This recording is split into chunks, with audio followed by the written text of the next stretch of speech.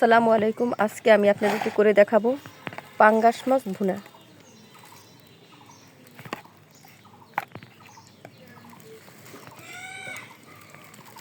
আমি এখানে একটা লেবুর 4 ভাগের 1 ভাগ আমি এই মাছটিতে দিয়ে দিব, দিয়ে 5 মিনিটের জন্য মেখে রাখবো।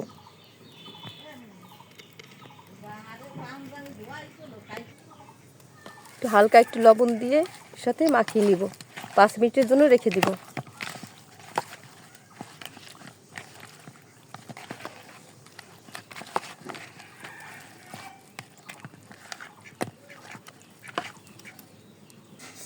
এখন আমি ফ্রাই প্যানে দিয়ে দেবো তেল।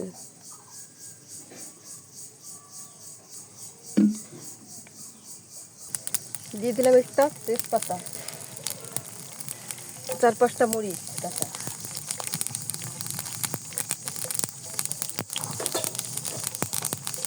দিয়ে দেব পেঁয়াজ স্লাইস করা। এখন ভালোভাবে নেড়ে চেড়ে নিব, বাদামি কালার করে নিব। এখন দিয়ে দেবো এক এক করে জিরে বাটা, পেঁয়াজ বাটা, রসুন বাটা,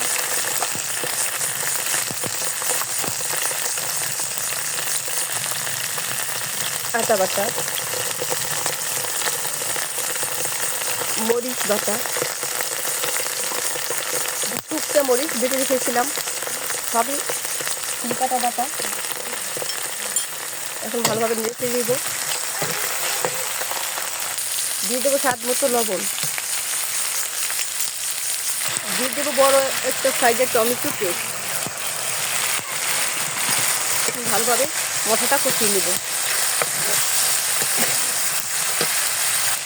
এখন দিয়ে দেবো হলুদ গুঁড়ো,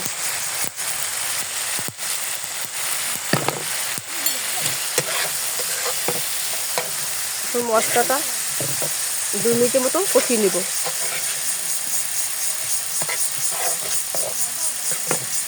মশলাটা আমার ভালোভাবে কষানো হয়ে গেছে। এখন আমি মাছগুলো ছেড়ে দিব। মশলার সাথে মাছগুলো ভালোভাবে মিশিয়ে নিব। এখন আমি 3-4টা এলাচ বেটে রেখেছিলাম, সেগুলো দিয়ে দিলাম। এখন একটু হালকা নেড়ে চেড়ে আমি পানি দিয়ে দেবো।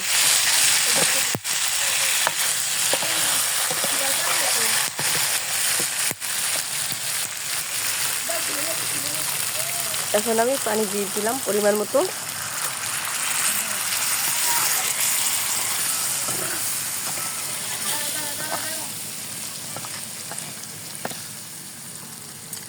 এখন আমি ঢাকনা দিয়ে ঢেকে দিব।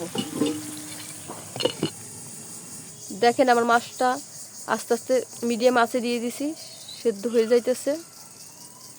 মাছগুলো আমি এখন উল্টে দিব।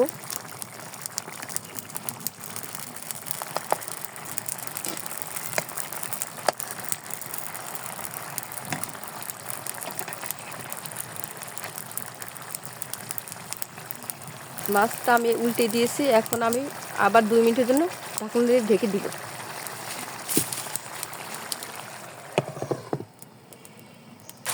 এখন আমার পাঙ্গাস মাছ ভুনাটা হয়ে গেছে, আমি এখন নামিয়ে নিব। দেখেন আমার পাঙ্গাস মাছ ভুনাটা হয়ে গেছে, নামিয়ে নিয়েছি।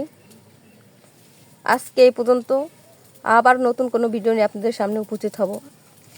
আল্লাহ হাফেজ। আসসালামু আলাইকুম রহমতুল্লাহি ওয়া বারাকাতুহু।